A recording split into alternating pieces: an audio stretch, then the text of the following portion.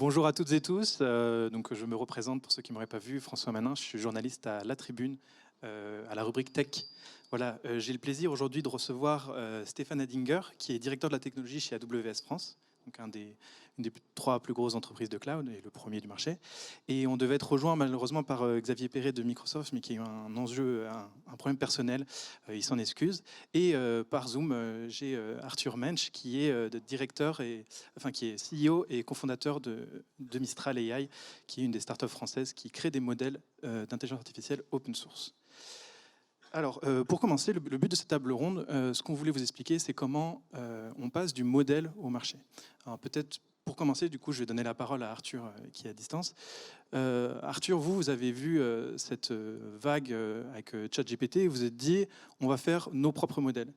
Quand vous créez un modèle dans un écosystème où il y a déjà des modèles qui existent, qu'est-ce que vous vous dites, comment vous vous dites, pourquoi vous dites qu'il faut en faire un de plus et comment il faut se différencier? Alors, c'est pas exactement comme ça que ça s'est passé, hein. Guillaume, Timothée et moi, ça fait des années qu'on travaille sur le sujet. ChatGPT, on savait que ça marchait avant que ça ait été révélé au grand public. Donc, c'est un projet qui date plutôt d'avant, en réalité. Mhm. Euh, Comment on fait? Alors, ce qu'on fait, c'est qu'on le fait mieux que les autres.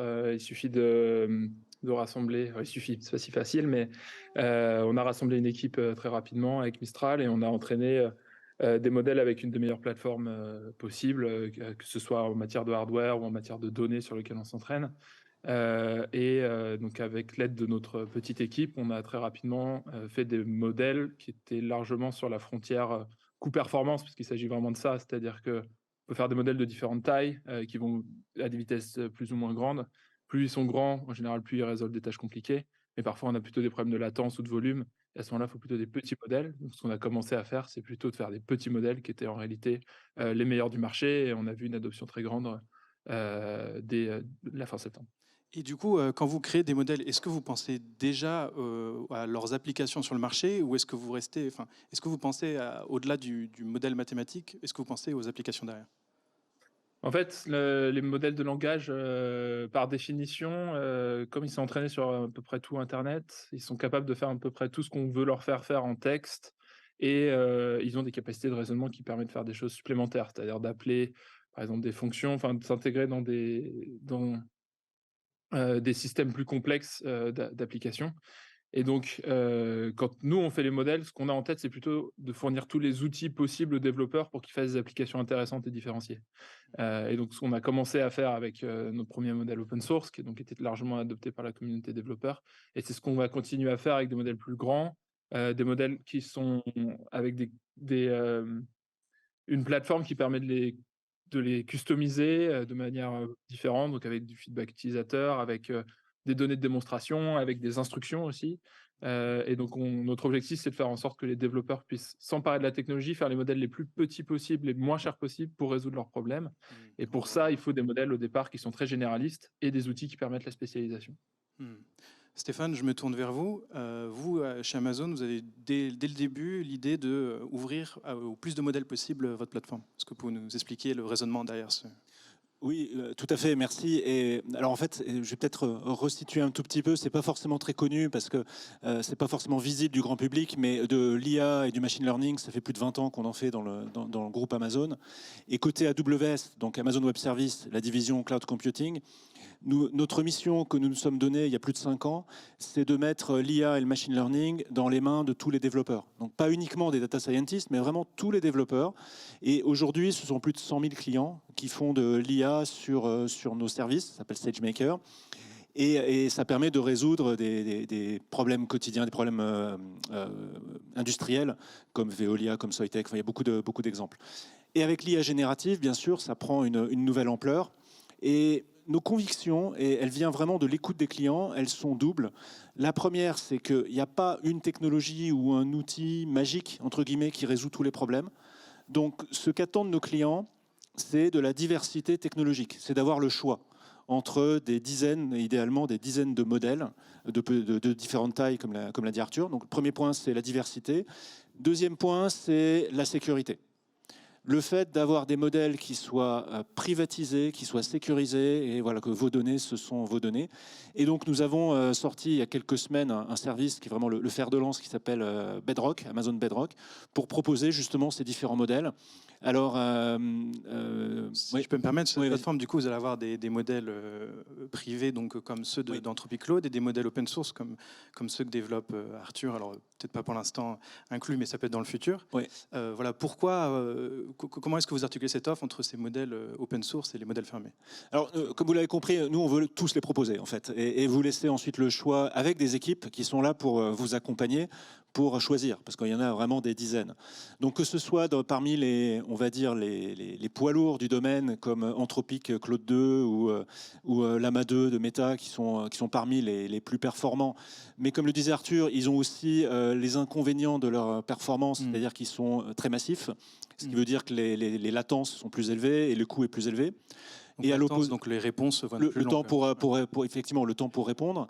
Je pense, mais Arthur connaît mieux ça que moi, mais il y a beaucoup de recherches aujourd'hui sur les compressions de modèles pour être plus économe. On reviendra.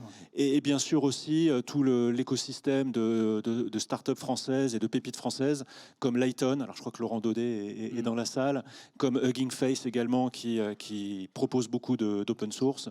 Voilà, l'idée c'est ce maximum de choix, mais toujours avec ce même principe de sécurité qui permet finalement de passer d'un modèle généraliste. On a beaucoup entendu parler de ChatGPT ce matin.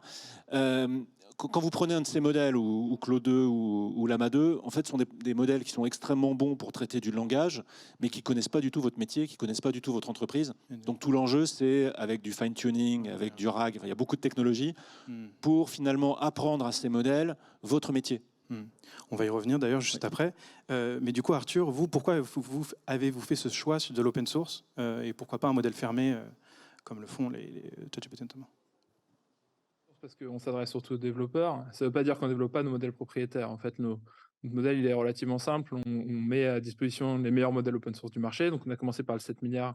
On va très rapidement être le meilleur modèle open source du marché.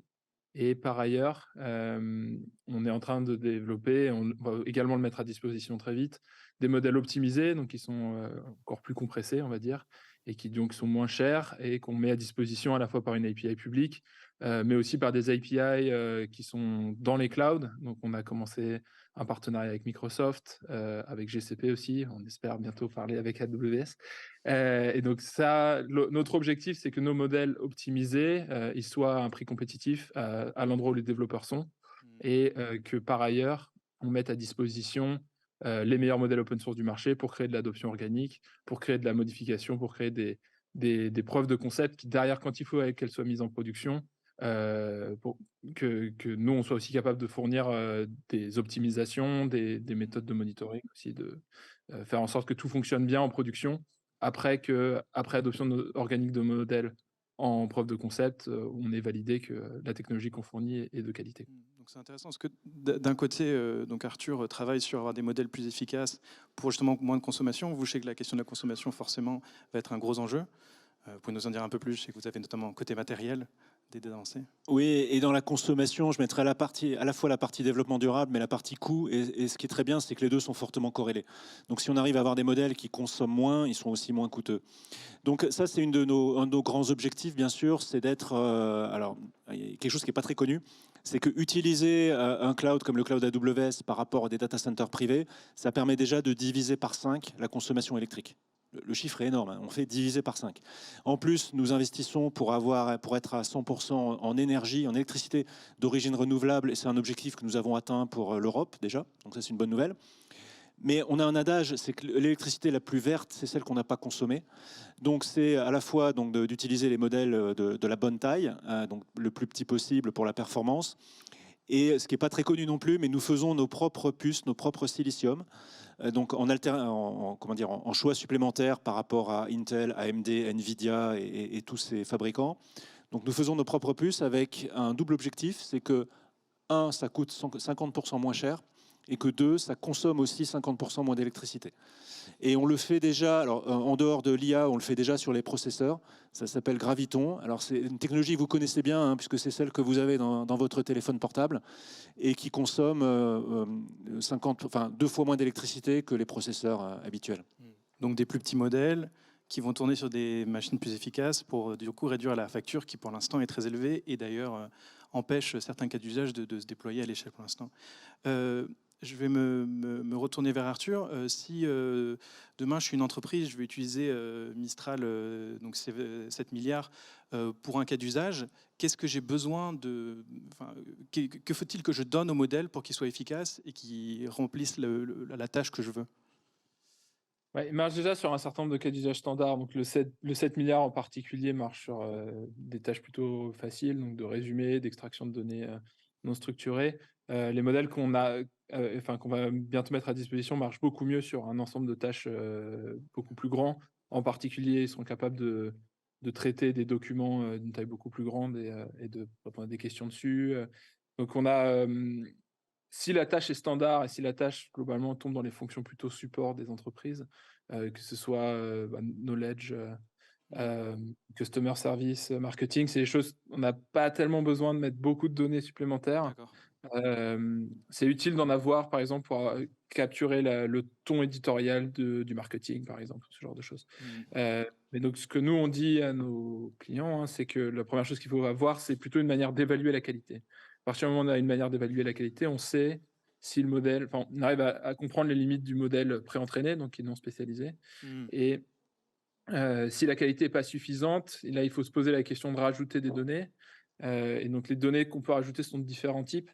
La première donnée qu'on peut rajouter, c'est les données de démonstration, c'est-à-dire qu'on va demander à des opérateurs de montrer ce qu'il faut faire au modèle, et ça, on peut l'utiliser, et on l'utilise dans un contexte qu'on appelle de fine-tuning.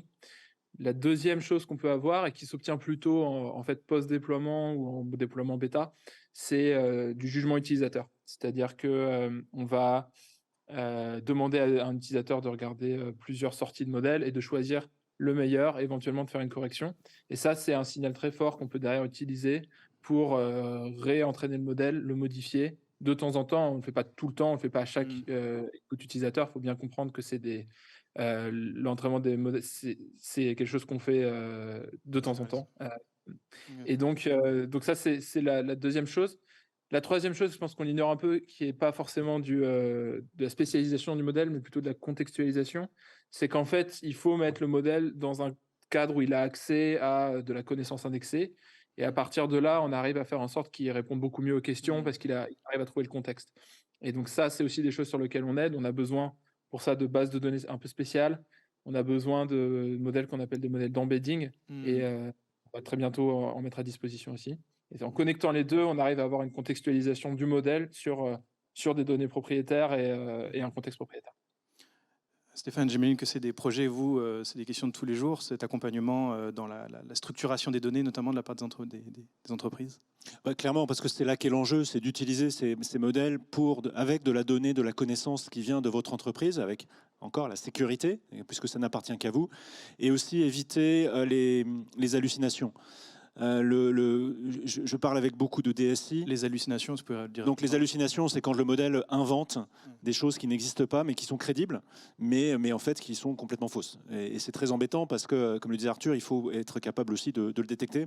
Sinon, ça peut être un petit peu catastrophique. Donc il y a plein de techniques pour ça. C'est peut-être pas l'enjeu là tout de suite, mais c'est vraiment donc d'accompagner sur ces projets. Et je dirais peut-être pour terminer aussi, c'est la formation. La formation de vos collaborateurs est absolument essentielle. Alors nous avons annoncé côté AWS il y a 2 jours, quelque chose comme ça, le AI Ready, qui sont un ensemble de 8 modules de formation plus des outils. Notre objectif, c'est de former 2 millions de personnes d'ici 2025 à l'IA générative dans vos entreprises. J'ai oublié de dire gratuitement, donc 2 millions de personnes, parce que c'est important et parce que nous voyons une demande de l'ensemble des entreprises pour avoir des gens formés. Et peut-être la question qu'on pourra avoir parmi l'audience, c'est est-ce que tout le monde peut faire de l'IA générative ou est-ce que c'est une affaire de grande entreprise pour l'instant? Ah non, au contraire, tout le monde. Il faut que tout le monde s'y mette. Je pense que c'est important. Et là encore, le cloud y aide, puisque des services comme Bedrock que j'ai mentionné, en fait, vous l'utilisez en 5 minutes, littéralement. Vous ne payez, comme d'habitude avec le cloud, vous ne payez que des centimes à l'usage. Et donc, ça permet finalement d'itérer.